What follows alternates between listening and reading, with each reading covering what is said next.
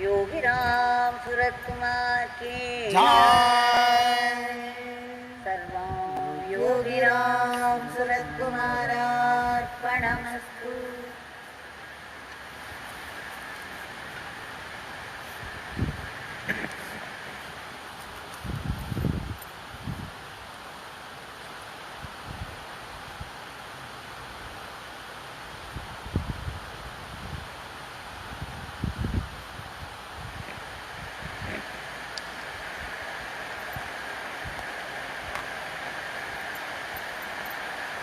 Our deep gratitude to Bhagavan for making us sing His name for one more hour. Let us remember that only when we remember God, we truly live. Whenever we forget God and engage ourselves in this thing and that thing, we are dead. We are dead to God. So we truly lived for 1 hour, singing His name happily, with gratitude. We have been going through something or the other connected with Bhagavan. Now today we shall see a different scene, a different story. Shri Govindaraj was working in judicial department from 73 to 76 in Tiruvannamalai. It's only in 1976, just before his transfer, he had the chance to meet Bhagavan. The very first time he felt very deeply the divinity of Bhagavan. And after that, he would visit him as much as possible, sometimes alone, sometimes with the family. Bhagavan was very happy with him. So much so, he would say, after the transfer from Tiruvannamalai, if he came alone or with family, that he should stay only in Sannadhi Street house with Bhagavan. There are 2 or 3 rooms in the backyard. Bhagavan said you could stay there in one of the rooms. You can come straight to this beggar and stay here. What grace, what a blessing it is. I remember the first 7 years, the way I used to go frantically, desperate for his darshan. There were many times I was turned out without so much as a darshan at a distance. Somebody would come from inside carrying his word. This beggar is busy, you can go. Now just see how blessed is Govindaraj to be told by Bhagavan, whenever you come, you can stay with this beggar. You can stay in the Sannadhi Street house with me. So Govindaraj began to stay with him as and when the opportunity presented itself. And then one day, the whole day people were coming and going. Bhagavan was busy with them. And in the night, Bhagavan asked him to close, to lock the gate and come inside. So Bhagavan was lying down in his usual place inside the house, and Govindaraj was sitting by his side. And Bhagavan talked about so many things. Govindaraji did not mention what Bhagavan talked about, except that he talked on many, many subjects, late into the night. And then Bhagavan said to Govindaraji, I don't want to disturb your sleep anymore. You can go to sleep. You can rest. After that, Govindaraji fell asleep. When he woke up, it was something like 3:30. It was between 3:30 and 4, early morning. There was a knock at the door. Then Bhagavan asked him to go and see who it was. So when he opened the wooden gate and then the grill gate of the veranda, he saw a car parked right opposite to Bhagavan's place. And then there was this North Indian Pandit, a Panditji, was standing there with just a dhoti thrown around his waist, and there was no upper cloth. He was standing right outside near the steps. Then when Govindaraji went and reported, Bhagavan said, you bring him inside, open the gate and bring him inside. So Govindaraji took him. Govindaraji asked him who he was. Panditji said that I am a Panditji from Banaras and Swami knows me, we have met before. You just tell him, Panditji from Banaras. So this is what Govindaraj reported. And then when the man came inside, Bhagavan got up immediately and with such cheer and love, he went and embraced this man. He said, Panditji, so many years we have not met. This beggar is happy that you have come. And how come you are here? Then Panditji described his story, began to tell him. He said, you know, I am teaching Sanskrit to our Prime Minister Indira Gandhi. She insisted on my going to Kerala as a state guest. So I visited Kerala. I wanted to have darshan of Divine Mother in Kanyakumari. So I came up to Kanyakumari and then I thought I would take my bath before I had darshan of the Divine Mother. So when I was bathing in the ocean, suddenly Mayama appeared there. Mayama came and then she simply caught hold of my hand, dragged me right up to a car which was parked there. There was one attendant with her.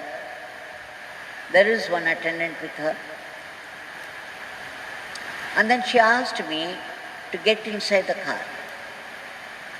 I did not know what was happening. I was stunned, but I was given no choice. She simply said, get inside. Of course, she didn't say it. It is the attendant who stayed with her would always interpret and tell people around what she was saying. According to him, she wanted this Panditji to get inside the car. And then Mayama and her attendant, they were seated in the rear seat. Then the car owner, a businessman from Shivakasi, and his wife, they had also gone for a bath in the ocean. After finishing that, they were coming towards the car.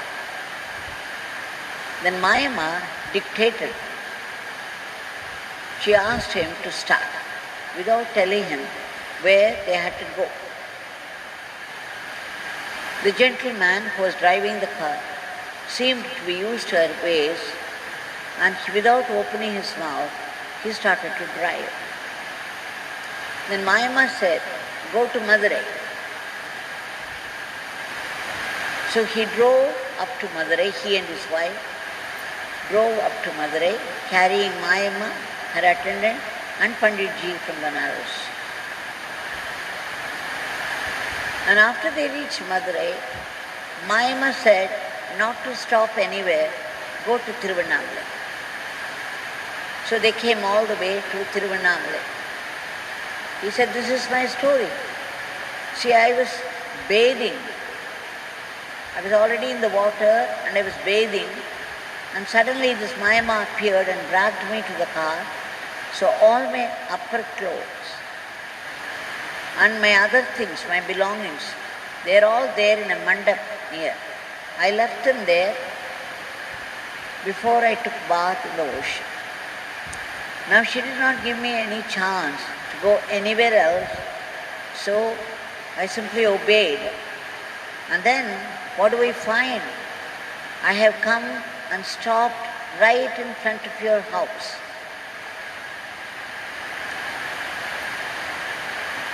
Bhagavan laughed very happily, and then he said, "Look, you are wet, you have no upper cloth."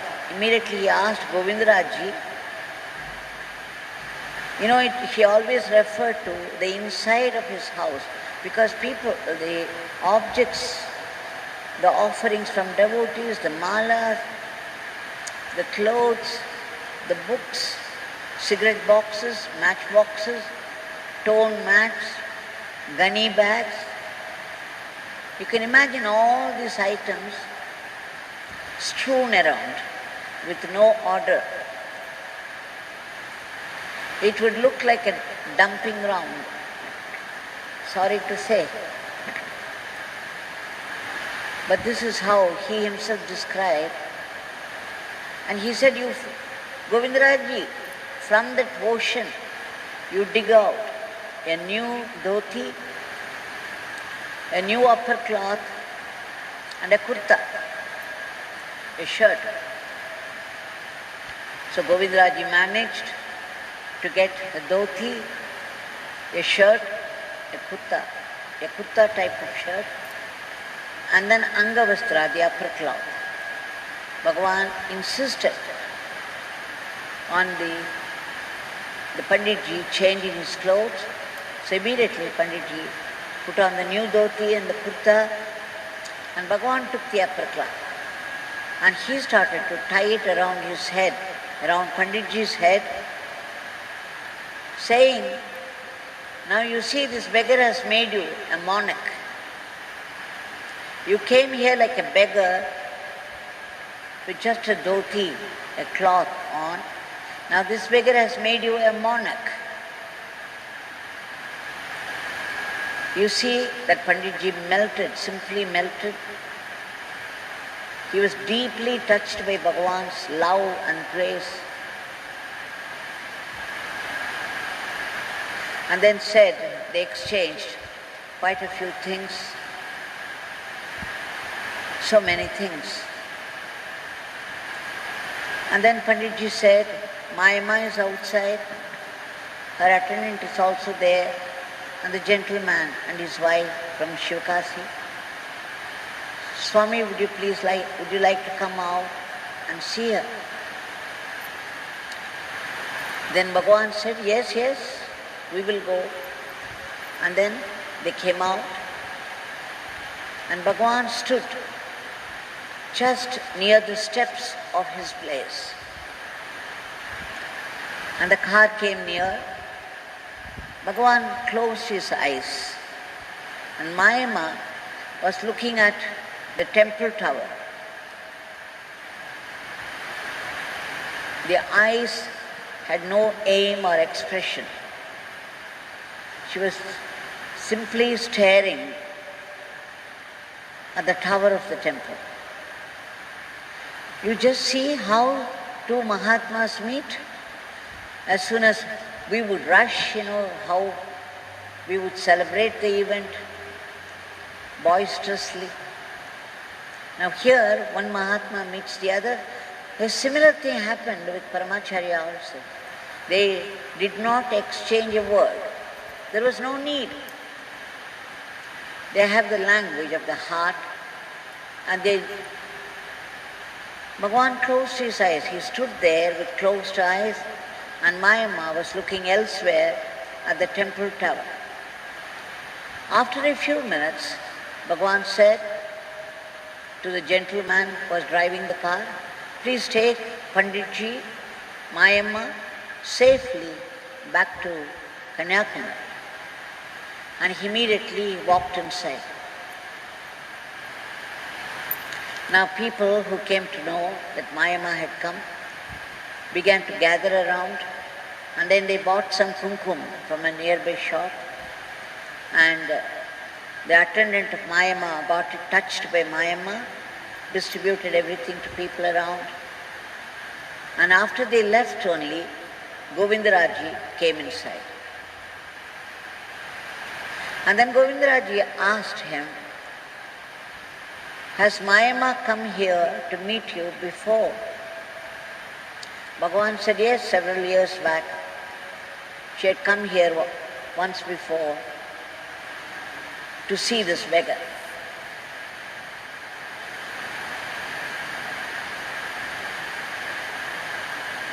This is a very grand event. We are lucky that we got the report from Govindaraji,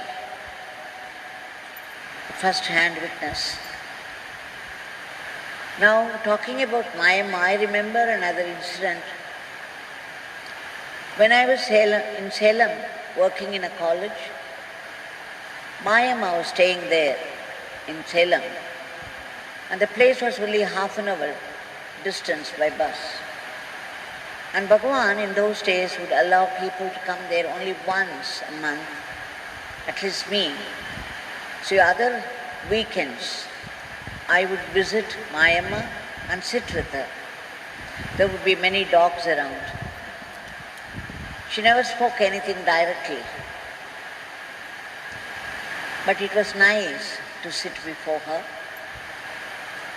And then she would allow me, through the attendant, to wash her, to dress her up, to comb her hair. And once when I was doing that, I was thinking, I was longing to do some service to Bhagavan, but I never got a chance. I never got to do that. Bhagavan did not give me any chance. So there was such longing, craving for this. So when I was combing his hair, Mayamma's hair, I put some oil, and then I sorted out the hair, and I was combing. I was imagining I was doing it to Bhagavan. And then I prayed to Bhagavan, "Bhagavan, this should reach you, because I can never imagine myself coming so close to you and doing up your hair. It's just not possible.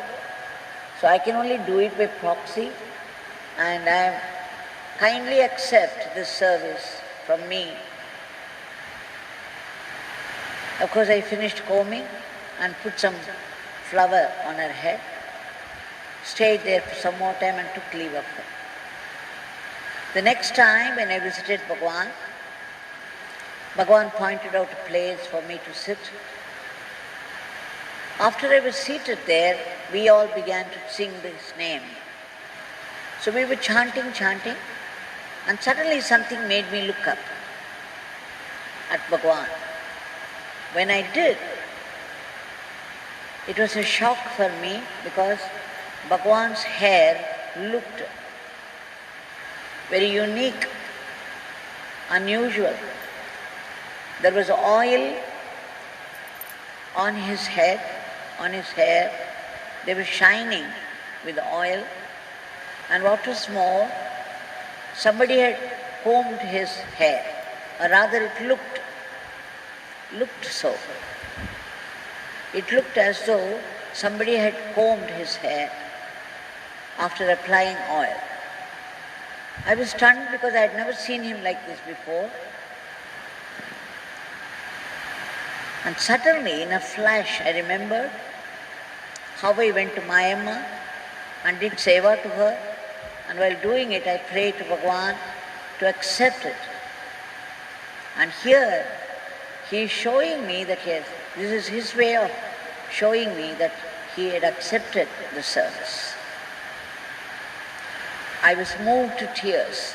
I was overwhelmed the minute the thought came to me, and I looked up with tears at Bhagavan. Bhagavan had a smile. He raised his hand and blessed me. He knew that I knew, and I knew that he knew.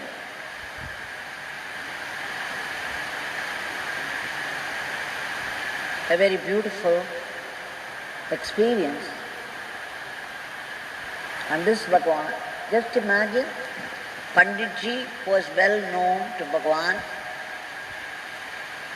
He had come all the way because the Prime Minister had asked him to go to Kerala. So he had come up to Kanyakumari, and Mayamma should suddenly appear there, drag him by hand and deposit him at the doorstep of Bhagavan. Where is Kanyakumari? Where is Tiruvannamalai? They drove all the way straight to Bhagavan's place. This is the Leela between Mahatmas, and Bhagavan was very happy. The Prime Minister, Indira Gandhi,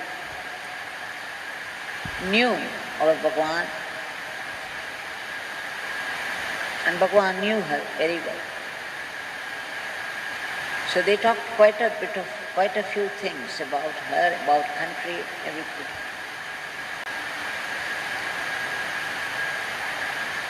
Now this, let us submit our today's prayers. Bhagavan, kindly intervene and stop the spread of the disease.